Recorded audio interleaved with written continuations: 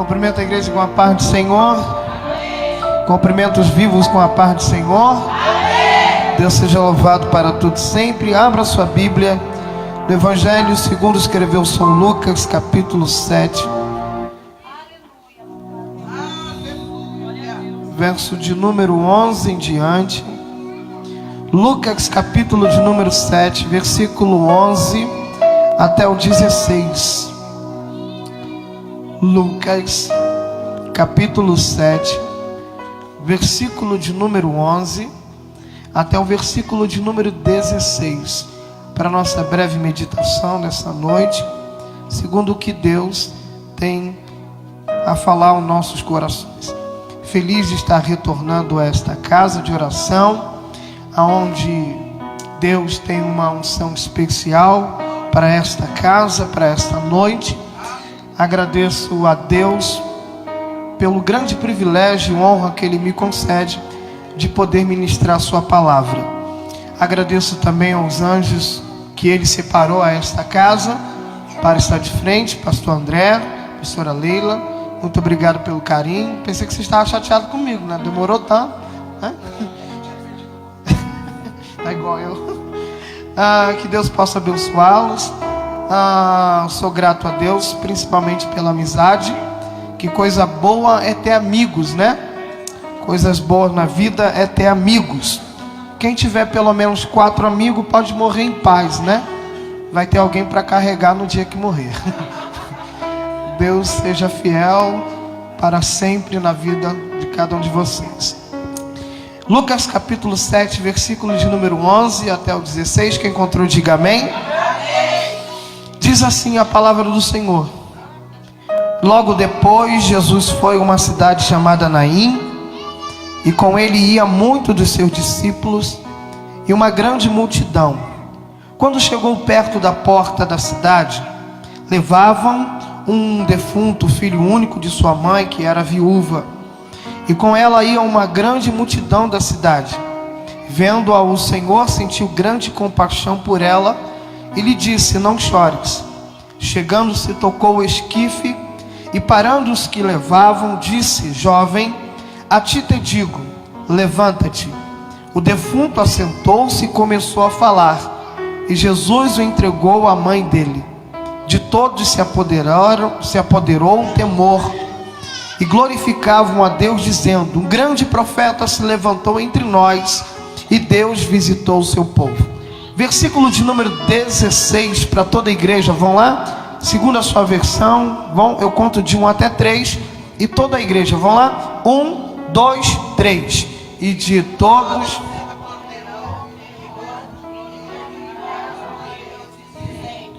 Um grande profeta se levantou entre nós, e Deus visitou o seu povo. Você senta dando glória a Deus. As crianças podem deixar em paz, tá bom? Fique em paz. Eu fico imaginando Jesus pregando naquela época, né? Sem caixa de som, sem microfone, 22 mil pessoas pregando.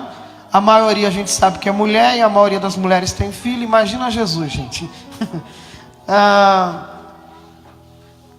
Amados irmãos, o texto começa a me chamar muita atenção. Versículo de número 11, não sei se você está com a Bíblia aberta para poder acompanhar aquilo que Deus tem para falar conosco. Versículo de número 11 começa assim, ó: Logo depois, Jesus foi a uma cidade chamada Naim. Jesus vai a uma cidade chamada Naim, mas o texto deixa bem claro que antes dele ir à cidade de Naim, algumas coisas aconteceram. Isso aqui chama atenção porque a nossa história, a nossa vida também é assim. Porque a nossa vida, ela tem o presente, mas também tem o passado. Antes de chegarmos no futuro, estamos vivendo o presente, só que muitas coisas aconteceram no nosso passado. E a gente não pode deixar para trás o que aconteceu lá atrás. Porque muitas feridas no presente hoje precisam ser curadas, mas elas foram feitas lá atrás. E se a gente não ver aonde foi essa ferida, a pessoa vai continuar vivendo ferido e vai querer um futuro feliz, sendo que o seu passado lhe magoou, lhe machucou muito. A história diz que antes de Jesus chegar a Naim, algo muito importante aconteceu atrás. No versículo de número 7, no capítulo 7, versículo 1, vai tentar explicar. Por que explicar? Porque Lucas é alguém que não foi discípulo de Jesus. Lucas foi discípulo de Paulo. E Paulo teve um encontro de 15 dias com Pedro. Logo, o que Paulo aprende com o apóstolo Pedro, ele passa para esse jovem chamado Lucas. Lucas escreve o seu evangelho e vai dar continuidade no livro de Atos dos Apóstolos. Por que Lucas resolve escrever o evangelho chamado segundo evangelho de Lucas? No capítulo número 1, do versículo de número 3 em diante, Lucas vai explicar para a gente por que ele resolve escrever esse testamento.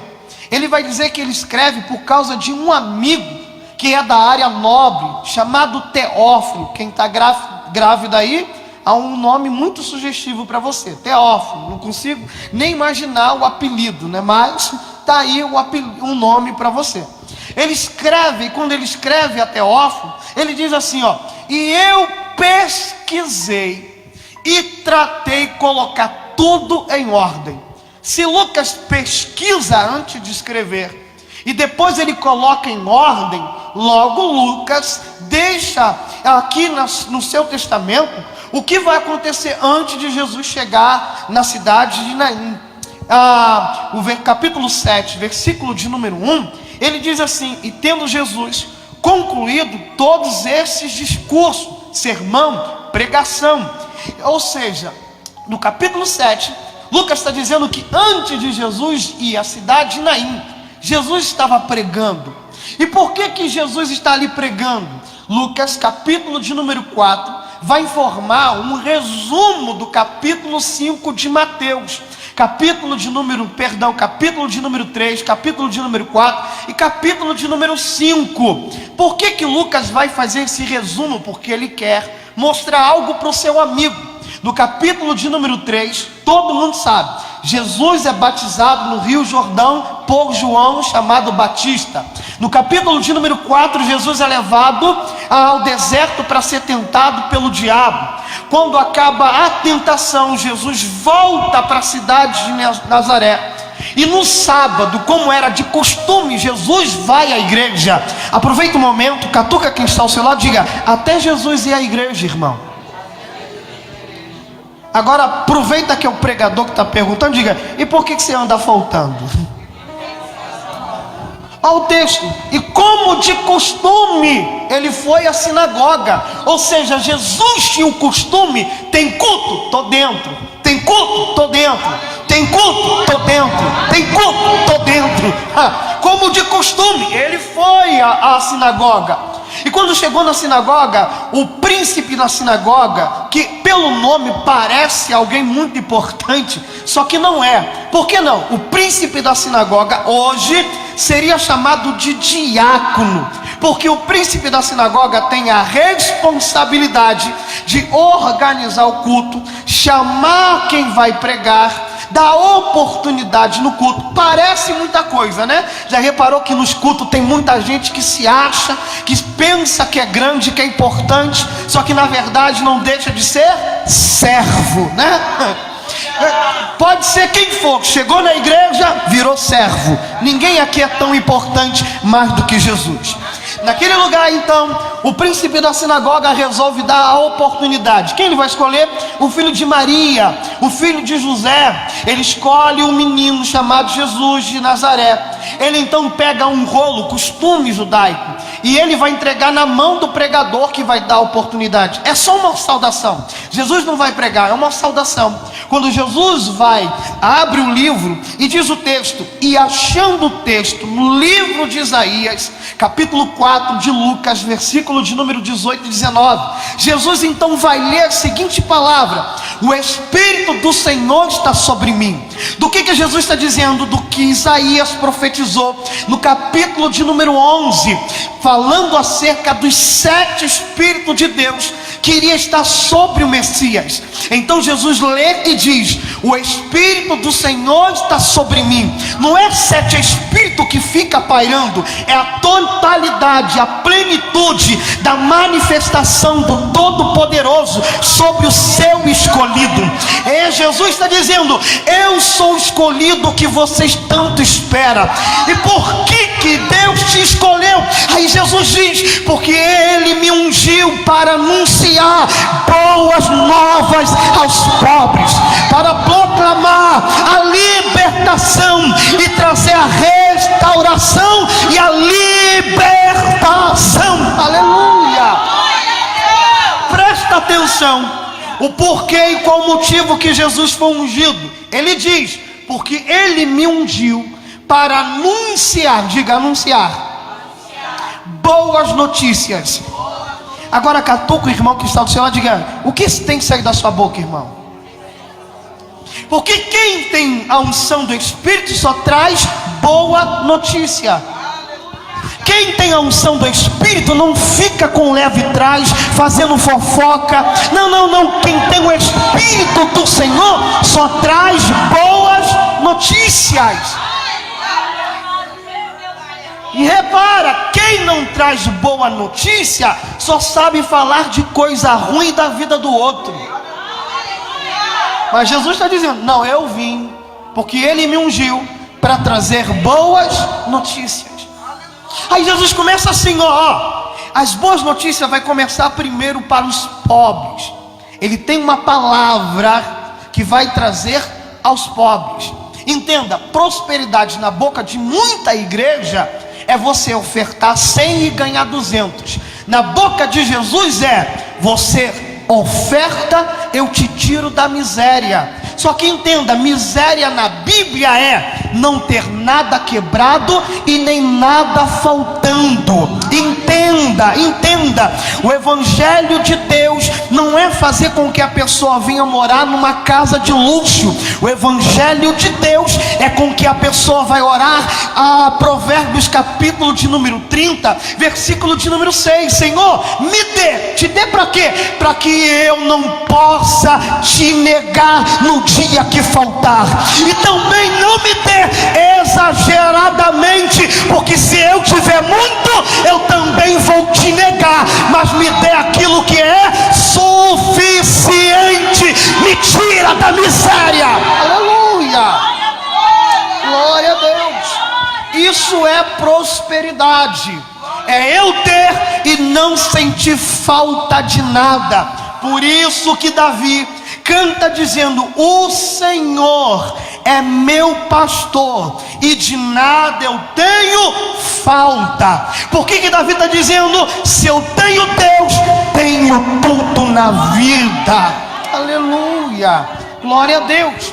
Aí Jesus acaba de pregar, fecha o livro, ele senta na cadeira, chamada cadeira de ministro, perdão. Quando ele senta na cadeira de ministro, todo mundo fita os olhos nele, porque ninguém entende, porque ali é uma cadeira especial, ali é a cadeira de ungido. Só que Jesus está dizendo: eu tenho resposta para a sua vida, eu tenho palavras para mudar a sua história.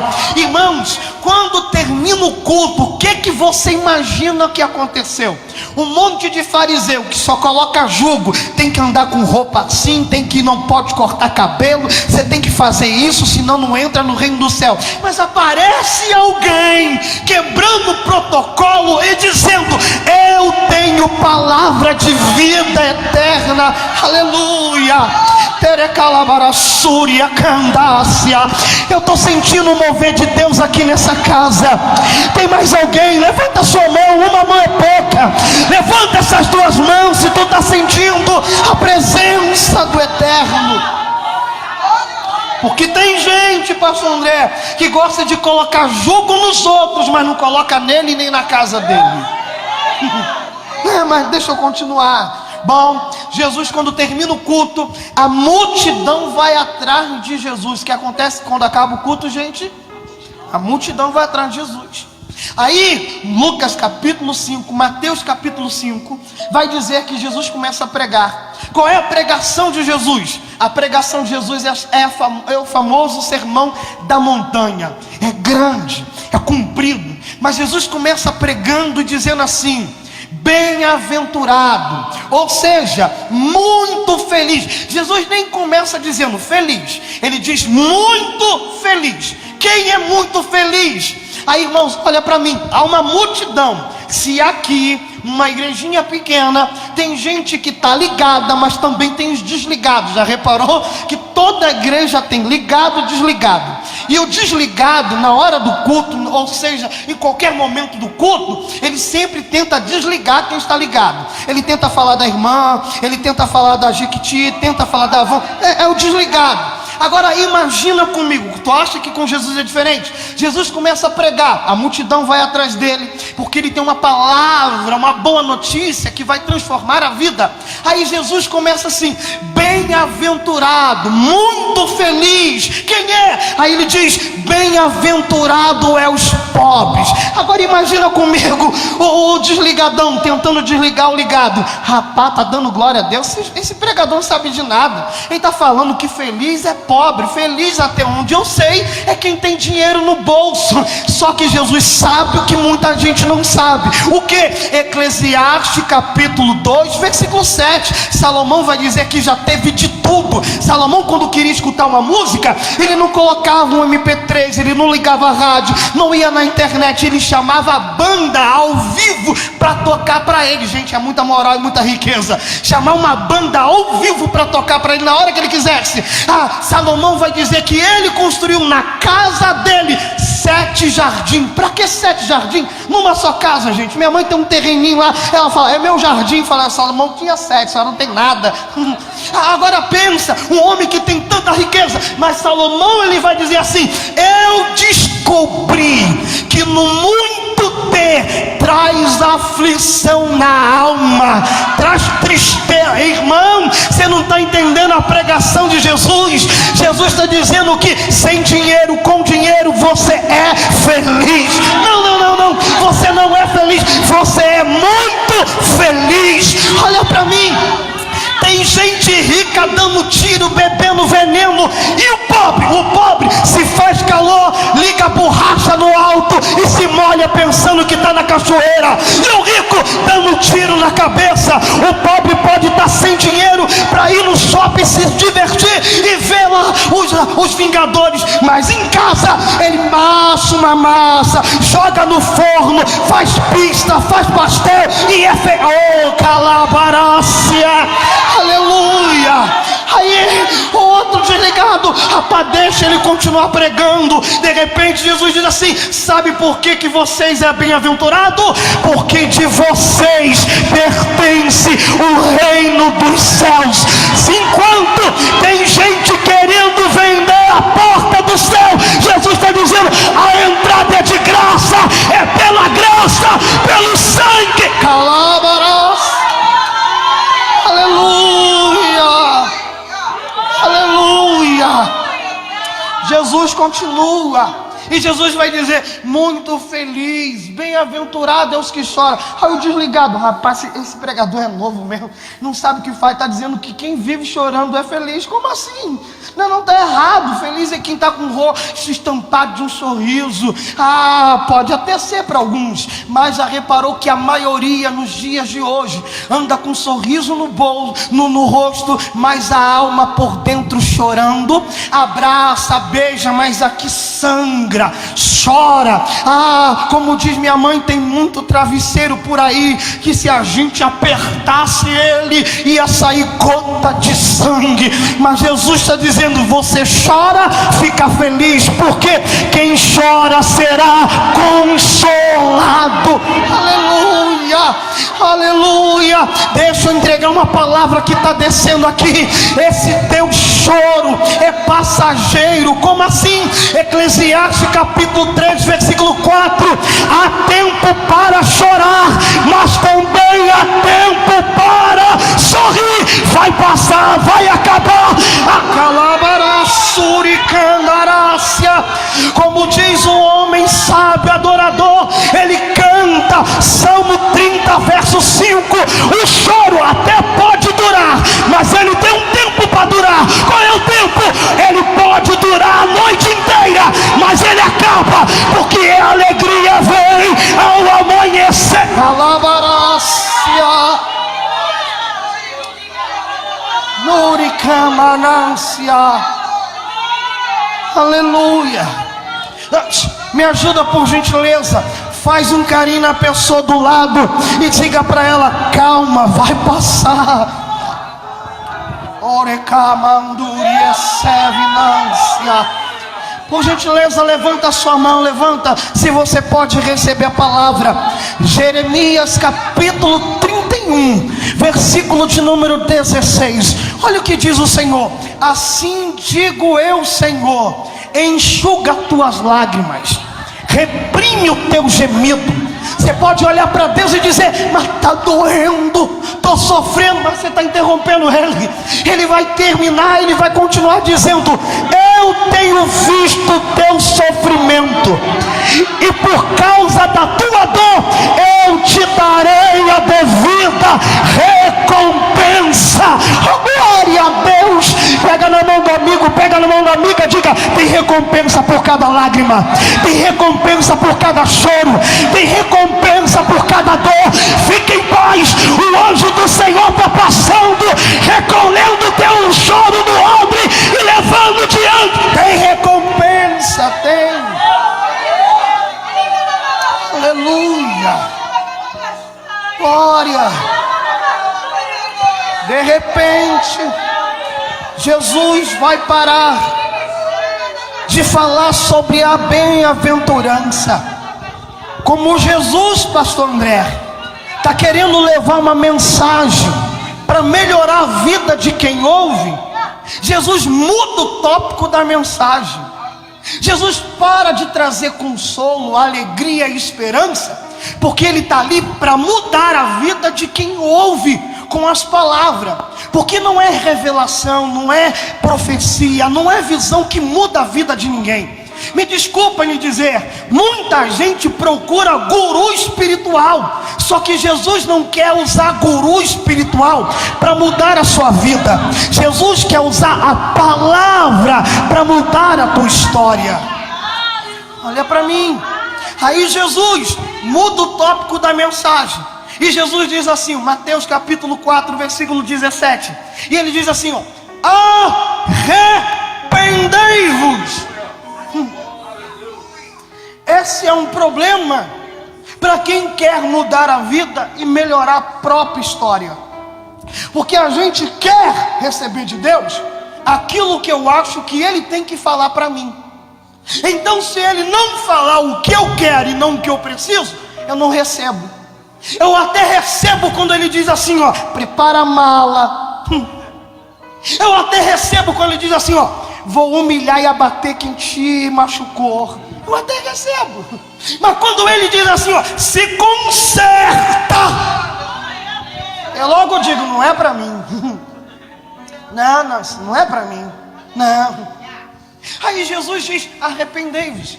Sabe por que a gente não gosta dessa palavra arrependimento? Porque a gente confunde ela com duas palavras. A primeira, quebrantamento. E o que é quebrantamento? É se curvar, se prostrar, se quebrar. Qual é a segunda? A segunda é conversão. E aí a gente pensa: eu não preciso não, por quê? Eu já estou no caminho, preciso voltar para o caminho que saí. Só que Jesus não está falando de conversão nem de quebrantamento. Jesus está falando de arrependimento. E o que é arrependimento? Romanos capítulo 12, versículo de número 2. Você quer transformar o mundo à sua volta? Primeiro, transforma o vosso entendimento. O que ele está dizendo? Metanoia. Para você querer mudar quem está à tua volta, muda você primeiro por dentro. Porque não adianta você querer que o marido muda, que o filho muda, que a esposa muda, se você não muda. Deixa eu continuar. Como a mensagem de Jesus começa agora a arrochar um cadinho, Jesus agora vai perder alguns membros no culto. Mal começou a igreja, encheu a igreja, agora esvazia. O povo quer ouvir o que quer e não o que precisa. A igreja vai esvaziando, de repente, Jesus olha para poucos que ficam, só os discípulos. E como Jesus está começando a igreja, aqui só tem 4 a 6 discípulos: Pedro, Tiago, João, André, Natanael, 5, deve ter mais um. Aí Jesus olha para os poucos que tem, diferente de mim, diferente do pastor André, diferente da pastora Leila. Ô irmão, por que você sumiu? Fica aqui, abraça, beija. Jesus olha para ele e diz: e vocês? Querem ir também? Vaza! Oh, que pastor é esse doido? Aí Pedro olha, conversa com os funcionários, Tiago, João, e diz: sabe de uma coisa? Aqui eu estou todo arrepiado. Ele pregou aqui, arrepiou tudo. Ele mandou tomar vergonha na cara, arrepiou tudo. Ele disse para eu me consertar, arrepiou tudo. Ele olha para Jesus e diz: sabe de uma coisa? Para onde eu irei, se só tu tens palavra de vida eterna? Dói, mas me muda. Dói, mas me bota vergonha na cara. Dói, mas me faz ter caráter. Dói, mas é a verdade que eu prego. Aleluia. Manassuque eminência. Aleluia. Tempo. Você entendeu? Tinha uma multidão, agora só tem discípulo. Uns 5 a 6. Jesus desce. Quando Jesus desce, termina de pregar, ele vai até Cafarnaum. Jesus vai até onde? Quando Jesus está caminhando em Cafarnaum, chega o príncipe da sinagoga para Jesus e diz assim: Jesus, por favor, o Senhor pode atender uma oração? Você acha que Jesus vai negar a oração? Ele diz assim, Jesus pergunta: o que acontece? Ele diz: há um centurião, quem? Que o servo dele não é filho, não é chegado, não é parente, é servo. Ele está enfermo, quase morrendo. O Senhor pode ir lá curar? Ao pedido dos sacerdotes, do príncipe da sinagoga. Aí ele diz assim, ó, ele tenta comprar Jesus. Ele diz assim, ó, Senhor, esse homem, ele não é nem judeu, é centurião, romano. Tem um monte de imagem em casa, mas esse homem é temente a Deus.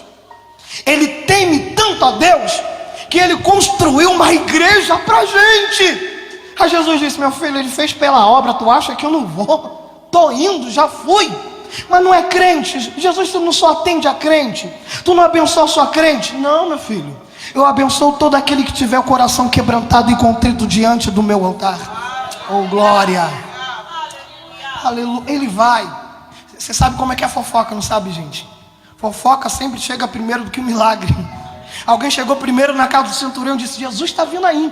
Ele olhou e disse: na minha casa não. Ele saiu correndo e disse: Senhor Jesus, não sou digno de te receber na minha casa, mas eu sei de uma coisa: como eu tenho ordem para comandar 100 homens, e a minha palavra, quando eu falo, é feita. Eu mando sair, sai. Eu mando levantar, levanta. Eu mando abaixar, abaixa. Assim também és tu. Ele nem conhece Jesus direito, gente. Ele está olhando que ele nem estava no culto da sinagoga que Jesus disse que tinha uma boa notícia. Mas ele está dizendo assim, ó, eu sei que a tua palavra ordenada daqui, o meu servo vai saralar. Porque basta apenas uma palavra para o meu servo em casa ser curado. Calácia. A gente pensa que precisa de muita coisa, e Jesus está dizendo assim: uma palavra basta para mudar a sua história, sua vida. Ele sai correndo. Lucas capítulo 7, versículo de número 10 diz que quando ele chegou em casa, o servo já estava em pé, bonzinho. Ele olha e diz: rapaz, eu estava no culto, faltava 3 para as 9. Jesus disse: pode ir em paz, que o servo já foi curado. Eu cheguei em casa, não é que o milagre aconteceu. Tem gente que já entendeu. Levanta sua mão, falta 3 para as 9. E Jesus está dizendo: o que eu estou liberando do altar vai gerar milagre na tua vida. O que eu estou liberando do altar vai gerar vitória na tua casa. Quem pode levantar as tuas mãos, fazer o barulho que o diabo não gosta? Eu quero ouvir tua glória a Deus, teu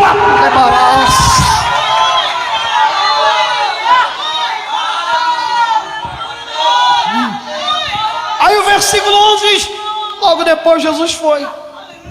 Ele estava em Cafarnaum e andou 34 quilômetros indo até Naim. Ele andou, mas ele foi. E quando ele foi, o texto diz assim, ó: e indo Jesus à cidade de Naim, estava com ele os seus discípulos e uma grande multidão. Mas peraí, a multidão não sumiu? A multidão não queria mais ouvir? Que multidão é essa? Levanta a mão para receber a palavra. É o que o milagre de Cafarnaum vira notícia. Não é jargão de pregador, mas recebe. O que Deus vai fazer na tua vida, na tua casa, na tua família, vai virar notícia para muita gente. Segura essa mão lá em cima, segura. E os mesmos que falam que Deus não é contigo, é a mesma boca que Deus pega para sair espalhando a boa notícia. Oh glória, aleluia. Eu não sei qual é o milagre que você veio buscar, mas eu sei que Deus está pensando nele agora e para te entregar. Segura, glória a Deus, segura, glória. Levanta a mão e recebe a palavra. Flávio, Deus está pensando em mim enquanto eu estou aqui no culto, tá? Jeremias 29, versículo 11. Assim diz o Senhor: eu sei o pensamento que tenho sobre vós. Estou pensando em você. Pensando em quê? Em te dar a paz, tirar a preocupação, o nervosismo, tirar essa irritação, para te dar o fim que você tanto deseja. O que você vai buscar? Levanta a mão para receber, porque hoje é noite de receber vitória, milagre. Amarás. E Jesus foi. Aleluia.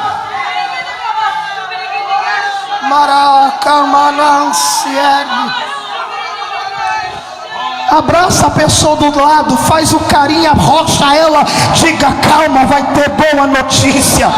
Abraça a outra pessoa do lado, diga: calma, vai se espalhar o que Jesus vai fazer na sua casa. Oh, eu sinto uma graça de Deus invadindo esse ambiente. Eu sinto uma unção de Deus descendo sobre essa casa. Aleluia. Glória, glória, glória, glória. E foi Jesus a uma cidade chamada Naim. Deixa eu encerrar, que eu quero voltar mais vezes. Aí o texto, versículo 11 diz assim, ó. Versículo 11: e foi uma cidade chamada Naim. Versículo 12: e quando chegou perto da porta da cidade. Ele entrou na cidade, sim ou não? Ele entrou na cidade, sim ou não? Não. Chegando perto da porta da cidade, a mãe estava aqui, ó, chorando, lamentando na frente. Jesus está quase entrando na cidade, no caminho. Jesus está no Mas qual é o gostoso disso tudo aqui? Que a mãe está saindo de casa para enterrar o filho fora da cidade, e Jesus está chegando na cidade, no caminho. A mulher está com um problema enorme no caminho, mas o gostoso é que Jesus foi ressuscitar o filho dela, mesmo fora de casa. Em Lucas capítulo 8, versículos 52 e 54, o texto diz que Jesus foi à casa de Jairo e ressuscitou a sua filha. Em Lucas capítulo 7, o texto diz, versículo 12, que no caminho, na porta da cidade, ele ressuscita o filho da viúva. A Bíblia diz em João capítulo 11, versículo 43, que fora da cidade, já dentro do sepulcro, ele ressuscita a Lázaro, seu amigo. Flávio, eu não entendi. Não me interessa. Levanta essa mão, levanta. Não me interessa onde está o teu problema, em casa, na rua, ou se já enterraram fora da cidade. Jesus me trouxe para lhe dizer: se prepara, porque eu estou indo de encontro. Eu vou na tua casa, encontro no caminho e vou fora da cidade. Não importa onde esteja a tua dor, teu problema, Deus manda lhe dizer: eu estou indo de encontro. encontro, eu visito tua casa, te encontro no caminho e vou fora. Alabarás. Glória. Deus está conversando com alguém dizendo: eu não sei o que você deixou em casa, mas eu estou indo lá. Eu não sei como estava você no seu caminho, mas eu te encontro nele. Eu não sei como você chegou aqui fora da tua casa, mas eu cheguei aqui também. Glória. Jesus nos trouxe para nos dizer: não importa onde está, eu desço só por amor a você. Aí em Êxodo capítulo de número 3, tem um camarada que foi príncipe, quase se torna rei do Egito. O camarada está se achando aqui, lá no monte, a sarça pegando fogo. Aí Deus diz assim: Moisés, Moisés. Você já reparou que algumas vezes na Bíblia, quando Deus fala o nome da pessoa, Ele fala 2 vezes o nome dela? Moisés, Moisés. Samuel, Samuel. Saulo, Saulo. O porquê isso? É que o nome funciona como uma identidade, um RG no Antigo Testamento. Quando se fala o nome da pessoa, você está dizendo assim: eu te conheço. E quando se repete o nome, Deus está dizendo: eu não erro, é você mesmo. Glória. Glória. Deus está olhando para Moisés, fugitivo, assassino, sem nada no bolso, e Deus está dizendo: te conheço, e é você mesmo que eu quero. Mas eu não tenho nada para oferecer. Não te perguntei nada, é você mesmo, porque eu te conheço. Mas o meu passado está todo errado. Não te perguntei, porque eu já te conheço. Glória. Aí ele está aqui, se abafando. Eu vou te usar, para você ter certeza que eu vou te usar. Pega o cajado que está na tua mão, joga no chão. Ele joga no chão e se apavora. Porque alguns milagres apavoram a gente, né? A gente fica assustado. Como que... Aí Jeová olha assim, pega pela cauda de novo, vai, pega. Ele pega e vira um cajado, um cajado mutante, né? Vira serpente, vira cajado. Aí de repente o Senhor diz assim, vou te usar de uma maneira tão poderosa. Só para você ver, enfia a mão dentro da tua blusa, ele enfia a mão, ele tira a mão. Quando ele tira a mão, tá assim, toda leprosa, cheia de pus, sangue. O Senhor diz, enfia de novo a mão, ele enfia, tá vendo? Vou te usar. Aí Moisés está alegre, mas Senhor, eu vou sozinho? Não, eu serei contigo, fique em paz.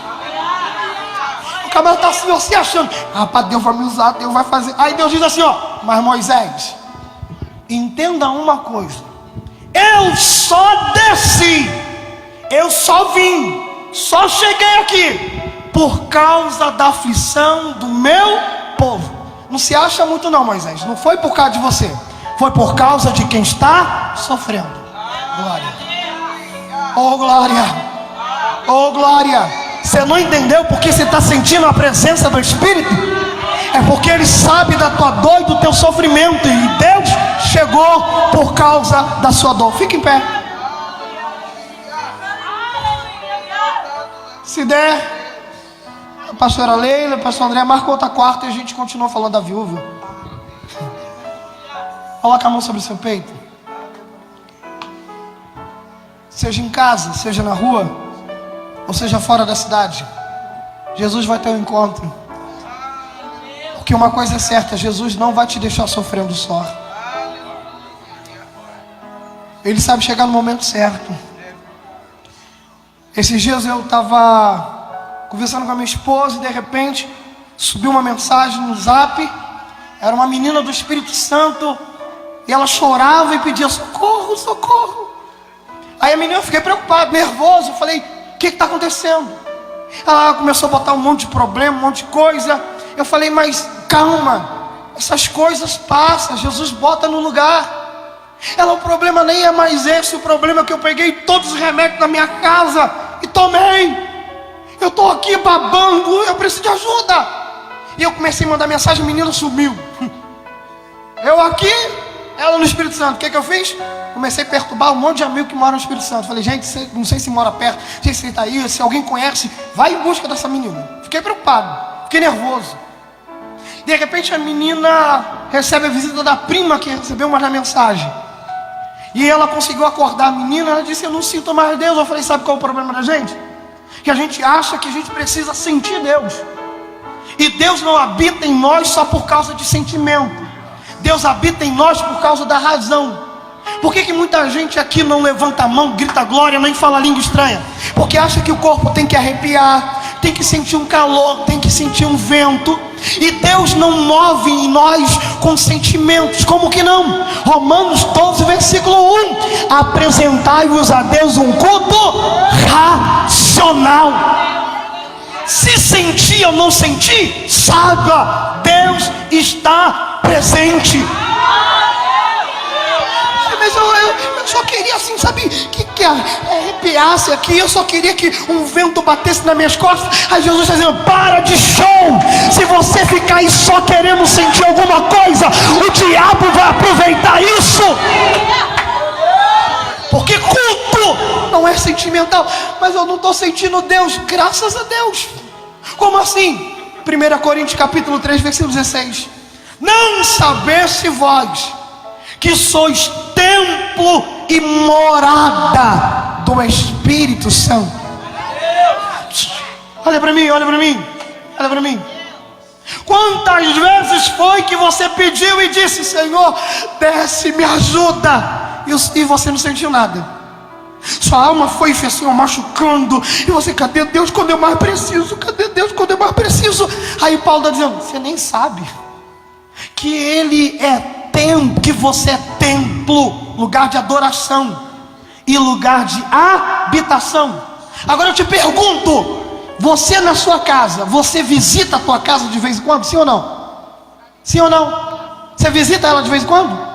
Não. Porque você mora nela, entra quando quiser, porque a casa está lá, móvel seu, cama sua, comida sua. O que Deus está dizendo, meu filho? Você não pode sentir nada, mas eu estou morando aí dentro. Um dia que eu estava igualzinho você, dizendo: Senhor vem, Senhor vem, Senhor vem, me ajuda, me socorre. E de repente eu comecei a chorar. Sabe aquele choro de desespero que a gente vai babando, soluçando? Também passo por isso. Pastor não é anjo não, gente. Pastor é ser humano. Pastor também sofre. Pastor também chora. De repente chorando, e aí babando, chorando, soluçando. De repente o sono chega. Eu acordo e eu digo: Senhor, o que aconteceu? Aí ele me disse: você esqueceu que eu moro em você. Quando você estava sentado e não conseguia mais falar e chorava, o meu espírito pegou o gemido e disse: Pai, dá força, dá força, dá força, dá força, dá força. E quando você mais se desesperou, eu me manifestei. Você não sentiu, mas eu estava lá. Comecei a fazer um cafuné em você. E quando você menos percebeu, já estava deitado na cama dormindo. E quando você acordou, você já estava assim, com um sorrisão, dizendo: obrigado Jesus, obrigado Jesus. Ontem pensava que ia morrer, e hoje está agradecendo pelo amanhecer. Oh, glória. Para eu devolver o microfone a quem é de direito. Se você puder e tiver comunhão. Se não tiver comunhão, gente, aceita Jesus, tá? Que a Bíblia diz assim: se andamos na luz como na luz de Cristo está, temos comunhões uns com os outros, e o sangue de Cristo Jesus nos purificará de todo pecado. Então, se você tem comunhão com o teu irmão e anda na luz, dá um abraço em uma pessoa do teu lado. Se possível, homem com homem, mulher com mulher, abraça bem forte, fecha os olhos e ore por ele um pouquinho. Isso, ora por ela, ora por ele. Diga no ouvido dela, diga no ouvido dele: Deus é contigo, calma, vai dar certo. Diga para ele: isso logo vai passar. Isso, ora com ela, ora com ele. Aleluia. Ali, você abraça de amarelo. Isso, abraça ela, ora por ela. Diga: Jesus veio. Por causa de você, Jesus veio.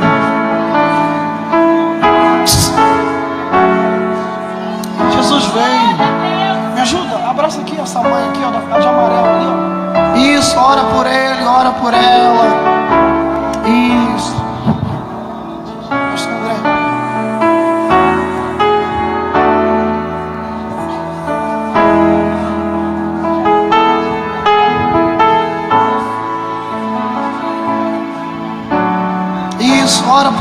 ora por ela. Essa hora que você pode chorar, porque Jesus veio. Ele veio para enxugar as suas lágrimas. Ele veio para te trazer consolo, esperança. Recebe o conforto de Deus. Recebe o amor do Pai. Ainda que você não esteja suportando a voz do Senhor, manda-lhe dizer: a minha graça te basta. Minha graça te basta.